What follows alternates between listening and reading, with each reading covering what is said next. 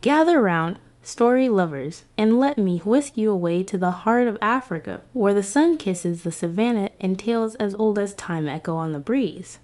Today, we're diving into a classic, the story of the tortoise and the birds. It's a tale you might think you know, but this version is filled with clever tricks, a grand feast in the sky, and a lesson that will stick with you long after our story ends. It's a story about cunning, community, and the consequences of our choices. So get comfortable and let's journey back to a time when animals could talk and a simple tortoise dreamed of soaring among the clouds. Once, in a vibrant land teeming with life, there was a great famine. The earth was cracked and dry, and food was scarcer than a cool breeze on a hot day. The animals of the land grew thin and weary, their spirits low. But high above, in the sky kingdom, the clouds were preparing a magnificent feast.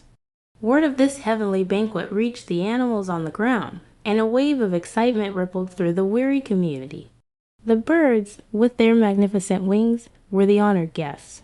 They chirped and chattered, preening their feathers in anticipation of the delicious meal that awaited them. Among the land-bound animals, none was more cunning or had a bigger appetite than MBE, the tortoise. Hearing the bird's joyful plans, MBE's stomach rumbled with a mighty jealousy. While others sighed with resignation, MBE's mind began to spin a clever web. He knew he couldn't fly, but that small detail wasn't going to stop him. He approached the birds with a smooth, convincing tongue. "My dear feather friends," he began, his voice dripping with false sincerity, "you are all going to this feast. It's only right that we, the animal kingdom, send a representative, a king to speak for all of us. And I, with my wisdom and slow, deliberate nature, should be that king." The birds, kind-hearted and perhaps a little naive, listened to the tortoise. He spoke of unity, of representing those who couldn't fly. His words were like honey, sweet and persuasive. "But how will you get there, MBE?" a wise old eagle asked, tilting his head. MBE had already thought of this. "Simple," he declared. "Each of you will lend me just one feather. With your combined generosity, I will fashion my own wings and fly with you as your chosen king. It will be a beautiful symbol of our unity." The birds, moved by his speech and the idea of this grand gesture, agreed. One by one, from the smallest finch to the largest vulture, they each plucked a single, colorful feather and gave it to the tortoise. With a pile of borrowed plumes, MB painstakingly attached them to his shell and legs using sticky tree sap. He looked rather ridiculous, a patchwork of vibrant colors on a hard, brown shell, but he didn't care. He could fly, or at least, he could awkwardly flutter.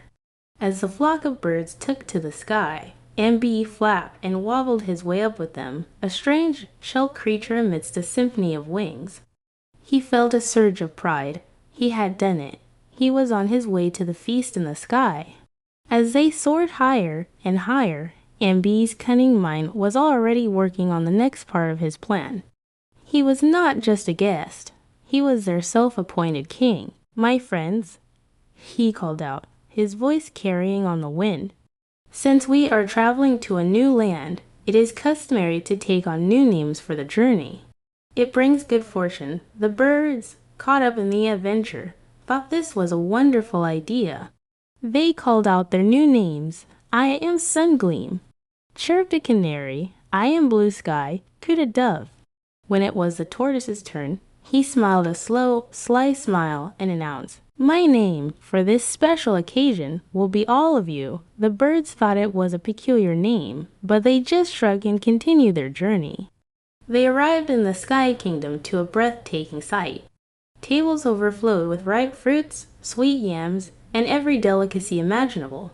The hosts of the feast welcomed them warmly. "This feast," the sky host announced, "is for all of you." MB's eyes lit up. He stepped forward, his patchwork wings rustling. "Did you hear that?" he asked the birds, feigning surprise. "He said the feast is for all of you. That is my name. Therefore, this feast is for me." The birds stared in stunned silence. Before they could protest, MBE, citing Sky Kingdom custom, declared that he must eat first. and he did. He devoured the best parts of every dish, gorging himself until his belly was full and the finest foods were all gone. The birds watched in disbelief and anger as the tortoise, their king, consumed the meal meant for everyone. They were left with mere scraps and leftovers. Their hunger turned to fury. The journey back to Earth was heavy with silence and resentment. The birds felt foolish and betrayed as they began their descent. The wise old eagle flew beside the now heavy and sleepy tortoise. "MB," he said, his voice cold as stone, "you tricked us. You abused our kindness." One by one, the other birds flew past the tortoise.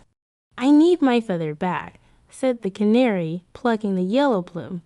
"And mine," squawked the parrot, taking back his green one. Soon, every bird had reclaimed their feather, leaving MB stranded midair, his borrowed wings gone. "Please," he cried, panicking as he began to fall. "Help me.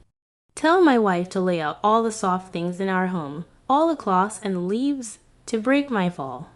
The eagle, however, had a different idea. He flew ahead, but the message he delivered to MB's wife was twisted.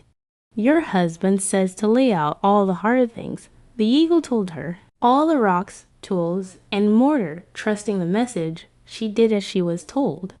MB, falling from the sky, saw what he thought was a soft landing spot, only to crash onto the pile of hard objects. His smooth, perfect shell shattered into 100 pieces. He didn't perish, but his pride and his shell were broken.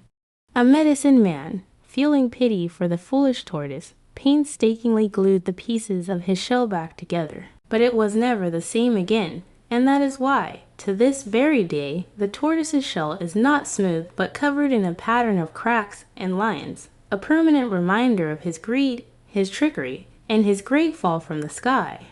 It serves as a lesson for us all that cleverness without kindness leads to ruin, and that those who take everything for themselves will eventually be left with nothing at all. Thank you for joining me on this journey into African folklore.